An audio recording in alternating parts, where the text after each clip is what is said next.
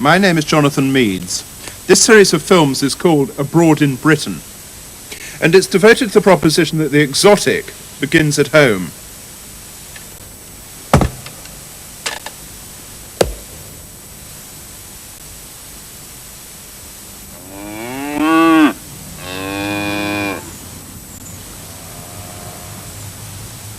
This is a tree. Here is a cow. And look, a rock. You can tell the tree is a tree because of its bark, branches, boughs, etc. But more than that, because of its essential treeness. Ditto our friend the cow. She is identifiable as a cow by her hooves, her horns, her teats, by the flies round her eyes, and by her imbecilic stare like minor royalty. But more than that, she is identifiable as a cow because of her basic cowness. Likewise, the rock. Sometimes a rock, a particular rock, can look like a slumped cow, but mostly rocks look like rocks. Now we're going to see some transformed tree, some worked over cow, and some altered rock. We sit on transformed tree, we sit at it, we read it. We carry things in cow skin. We personally organize in it. We drink a cow's milk and we eat its flesh. Walls and roofs were once lumps of mineral. So, what do these objects have in common? The right angle. Not the wrong angle, not the left or sinister angle, but the right angle. The root of right, meaning straight, is precisely the same as that of right, meaning straight in, well, a different sort of straight. Morally just, righteous, upright. So the right angle and the straight lines that compose it is embedded in us, whether we know it or not, as the physical embodiment of correctitude.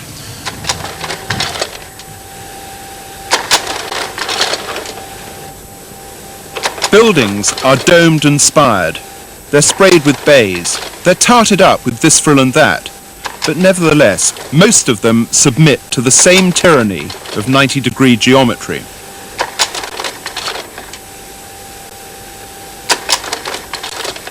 They are the biggest objects that humankind plants on this planet, this decidedly non-orthogonal, non-rectilinear planet.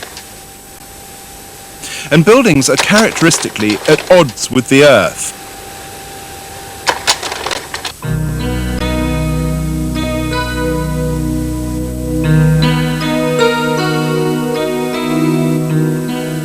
Because the rectilinear is the accepted norm of our built surrounds, deviations from it acquire a considerable significance.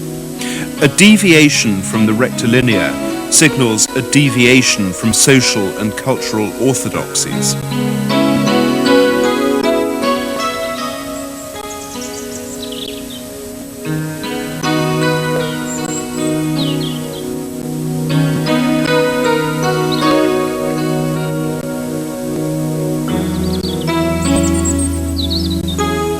This is the London School of Eurythmy, and it's a deviant.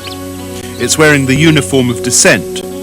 It's more than wearing a uniform. The entire structure of the place, which is not in London but in Sussex, screams nonconformity.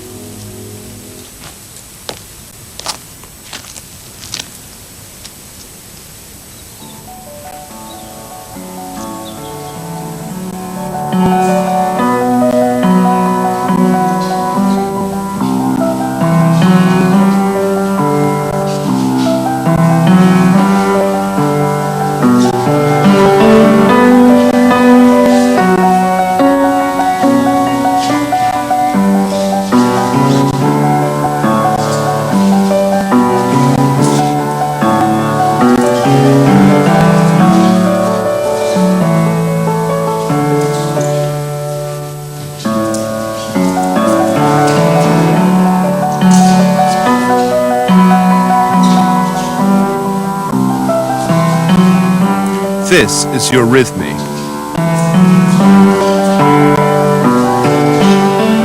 It was one of the countless creations of Rudolf Steiner.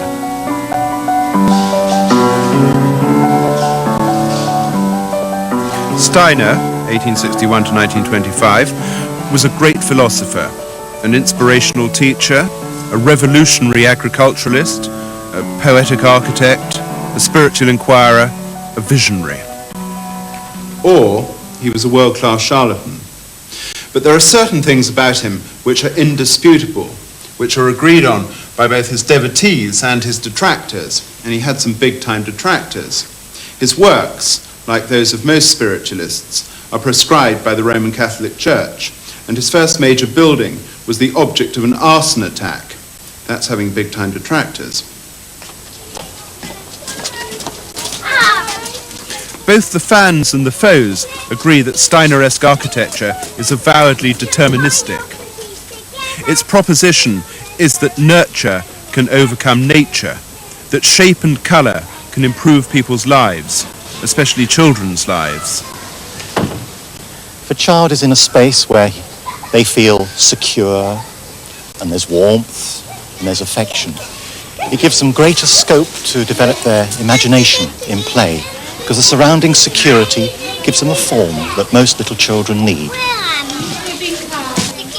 So to soften the forms at the entrance and to make it very clear, this is the way in. The shape of the door says, this is the way in. A oblong door doesn't do that. If one looks back to one's own schooling, one probably will remember the classrooms, the space in which one was taught, perhaps even stronger than what one was taught there. So the environment of the education actually works subconsciously in us. Now, of course, one can't measure that. We can't prove by any statistic exactly what effect the architecture or the colours have had. What we can say is our pupils tend to leave school being confident and active and wanting to do something with their lives. And there, again, the architecture, we feel, has underlain it a little bit, has gone some way to helping the whole experience of being within such a school.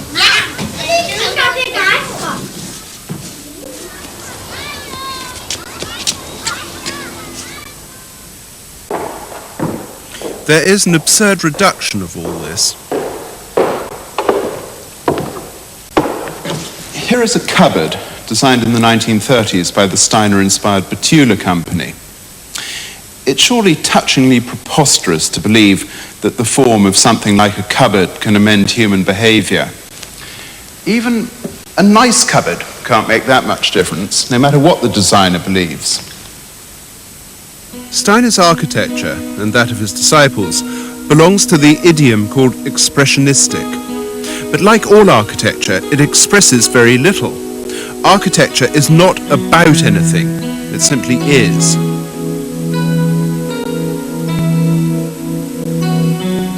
The most it can do is to make an imprecise, though comprehensible, gesture. Elsewhere, this gesture might consist, say, of a rudimentary cross erected in a tin hut in order to transform that tin hut into a place of Christian worship. Here, it consists of the application of vaguely expressionistic hoods to the predominantly right-angled windows of an otherwise orthodox school building. It will consist of a wobbly roof line, or some Steiner-esque typography, or two 45-degree angles rather than one 90-degree angle. These gestures are badges, signs of belonging realized in architectural form. The avoidance of the rectilinear becomes an end in itself, a fetish. The very act of incorporating in a building a chunk of unmistakable Steinerism is enough. Ultimately, it does come down to looks. The intellectual, verbally expressed programs that underpin this or that form of architecture are of little moment beside the constructions themselves.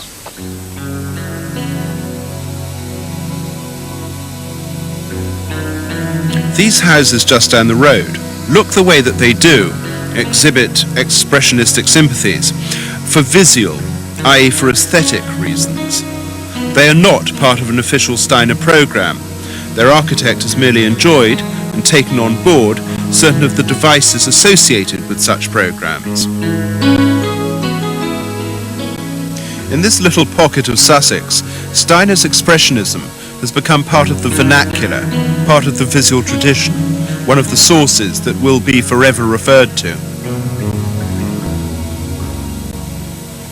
I guess, rather lamely, that one day one may be able to judge the consequences of having lived in a building such as this, to weigh the architecture uncontaminated by the teaching.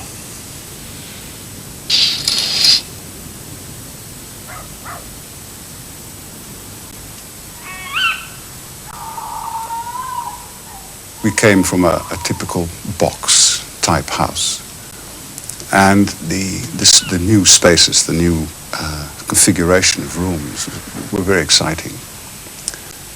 And after 14 years now, we are still excited by that. And I think that means quite a lot. When you enter your house, almost every time you experience something quite special. The form of the cube is a very primitive form and very lifeless. The more organic approach frees up the spaces and makes moving round in these spaces a much more invigorating experience. So it's not a dead space, it's a live space. I think this type of house could and should improve people who live in them. It's more conducive to inviting harmony for people.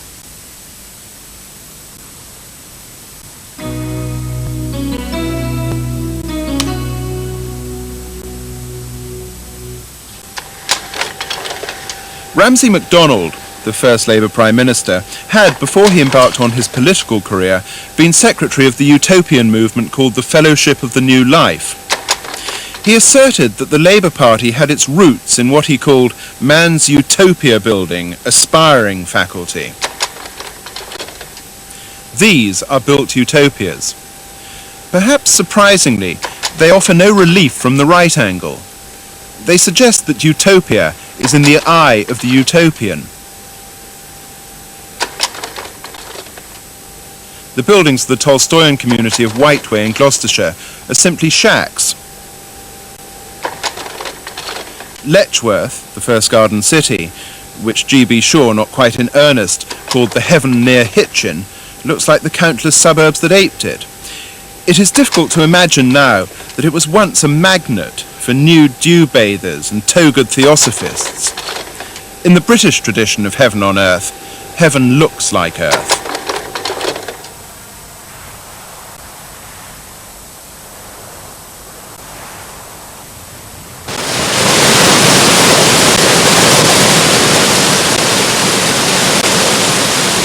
Surely Scotland, with its lens-friendly loveliness, might inspire a less earthbound heaven. It might, but it hasn't. Utopia in Scotland is not here.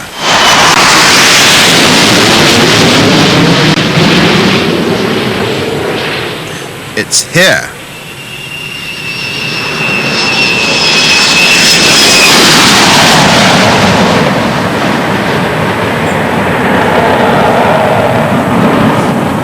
The FINDHORN Foundation is an experimental, interdenominational, predominantly pantheistic community that was founded by a former squadron leader in the RAF Catering Corps.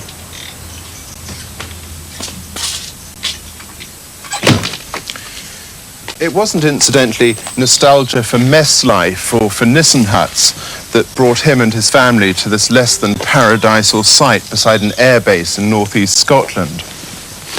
It was necessity.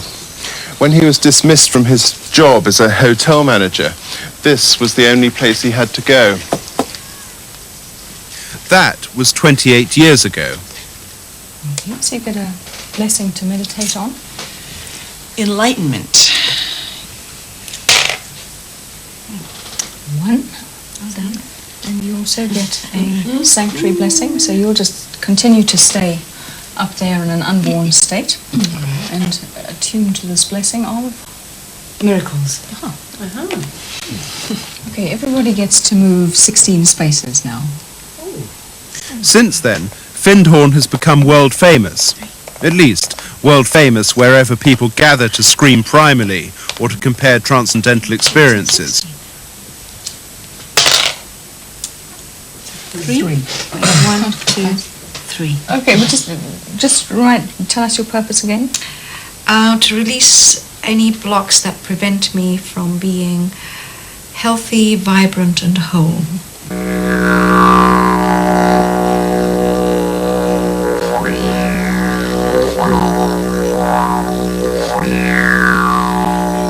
The earliest actual buildings to be erected here were wooden prefabs. No blitzed victim of our rectilinear culture arriving here in the 60s would have taken much succour from these utilitarian buildings. The shift at Findhorn, which makes it architecturally as well as socially and subculturally fascinating, seems to have coincided with, may even have been occasioned by, the influx in the early 70s of a cosmopolitan bunch of communards. Hippies doesn't get them quite right, but they certainly did possess a different set of values and a different body of knowledge to that which had prevailed thitherto. The essentially provincial Britishness thus had grafted onto it a new and eclectic and ambitious bunch of isms and disciplines. A sort of West Coastness took root. Findhorn gradually became an outpost of California, an unofficial colony of that certifiable state. New depths of heightened awareness were plumbed. Leave me here, I want to stay forever. Leave me here, I want to stay forever. But at the same time, new buildings which went far beyond the utilitarian were being created. The first of them was this, the Universal Hall. It's a building which may owe something to Steiner and more to Frank Lloyd Wright, but it owes most to the almost obsessionally perfect craftsmanship of those who worked on it. It's a sort of permanent exhibition of high manual skills.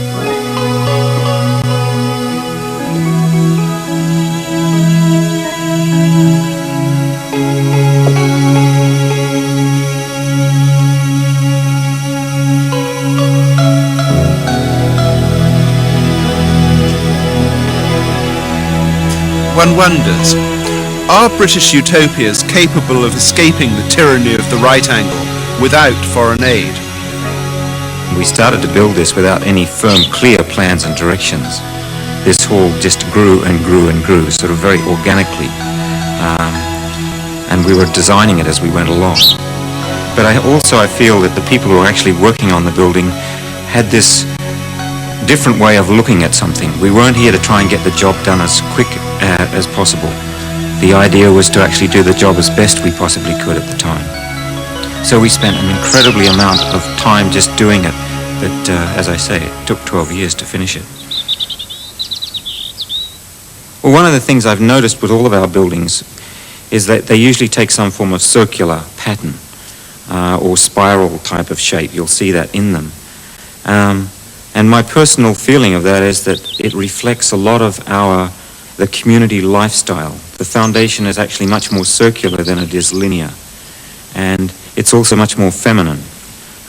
It's much more receptive. So all the shapes that we seem to come up with ourselves seem to have this form to them. I guess the principal feature that we're trying to incorporate in architecture that we're doing in the community is a sense of this connection and cooperation with nature, and that means really bringing nature into the interior space as well as around the exterior, so that people actually have an experience of nature inside as well as outside.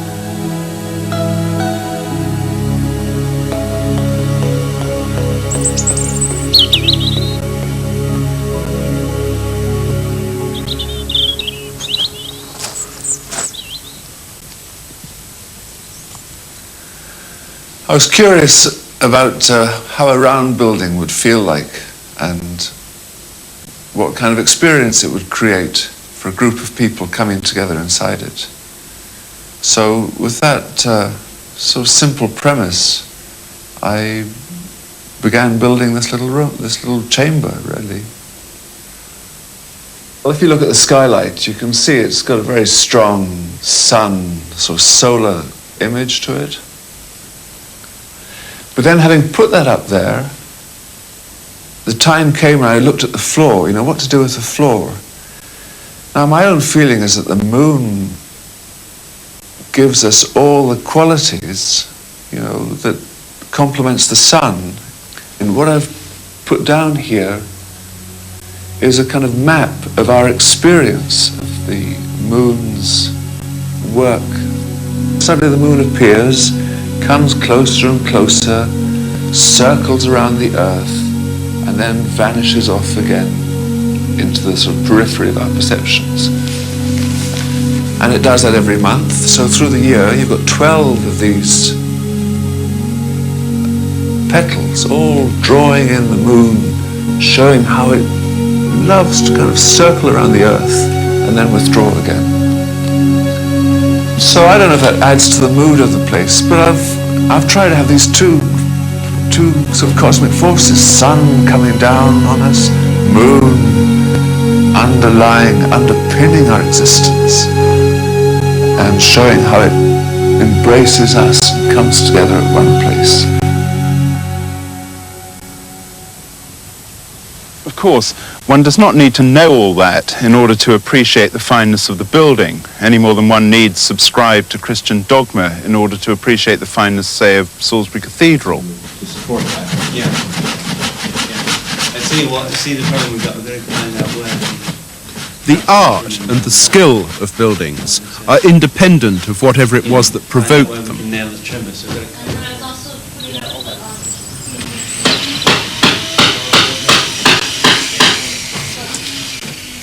Cathedrals become tourist attractions for the godless. Whiskey barrels are reconstructed as houses. As luck would have it, Findhorn is close to the distillery towns of Speyside, and as luck would further have it, the form of whiskey vats is congruent with the Findhornian style. Maybe, of course, it's more than luck, but that's one that I'm not qualified to answer. Okay, well, the mini tour begins here in the bathroom, which, as you can see, is a kind of rather richly colored and textured place, and which I'm happy to say is also equipped with all the modern conveniences. And here we have the walk-through wardrobe, stroke dressing room, which brings us in turn to the central living space, stroke dining space, stroke workspace.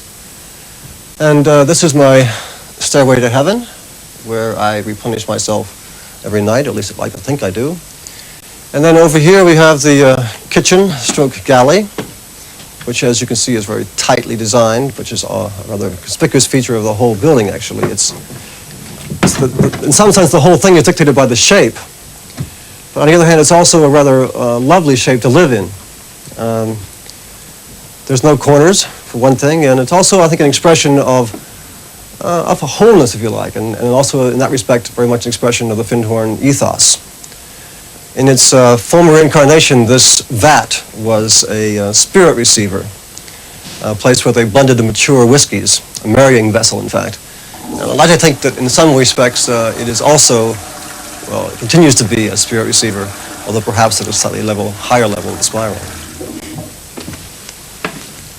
Just about everything about this structure is admirable. It fulfills its function, its utilitarian function. It's apt for its surroundings, it's clever, it's endlessly resourceful, it's low-tech, it's cheap. The fact that it's also symbolically appropriate and that it means something is perhaps of little moment. After all, it meant something when it was a whiskey barrel. It meant something very different. A building's worth, its value, resides in its architectural attributes, not in the qualities that it's invested with, whether these qualities be ideological or spiritual or religious.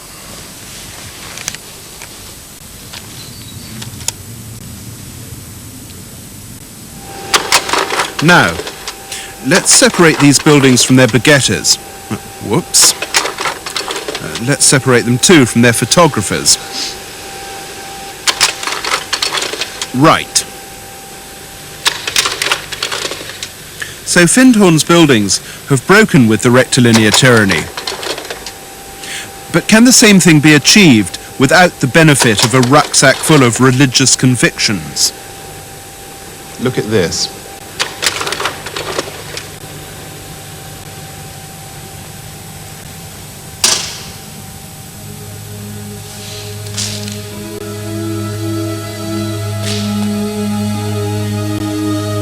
This space, equally unconventional, was made for purely architectural and structurally experimental reasons.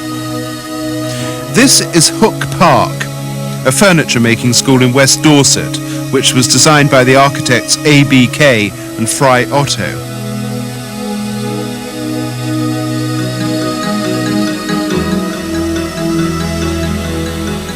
We may liken its bent timbers to the rib cage of a forgotten beast. It's like being inside the whale. This is the finest thing that a building can do, to work on our senses, to promote awe and wonder and faith in our own kind.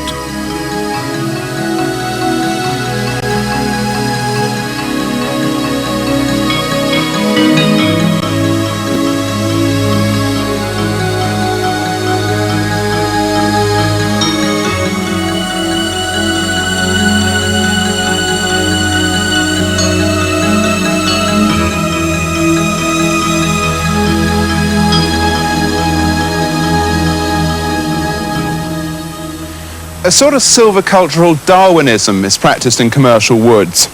Trees which fail to make the grade, which fail to attain sufficient dimensions, get the chop from the great forester. These trees are habitually regarded as good for nothing. They're not even good enough for firewood. They're just left to litter the forest floor. This place shows what can be done with a cheap and plentiful natural resource: green wood, unseasoned wood, a reject material.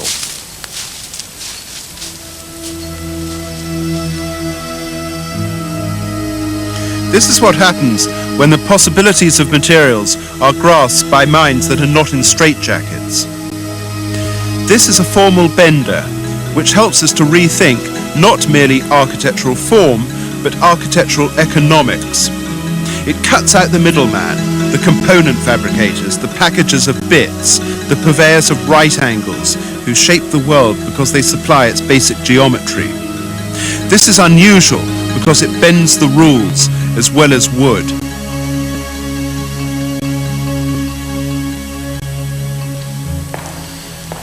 With a bit of luck, it'll encourage countless legions of others to bend the rules.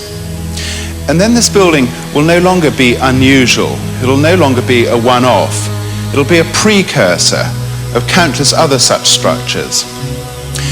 This is a fine building for a new age, for a new century, a new and less spendthrift century of exhilarating atheism and exhilarating architecture which dignifies man and completely forgets about God, whoever he was.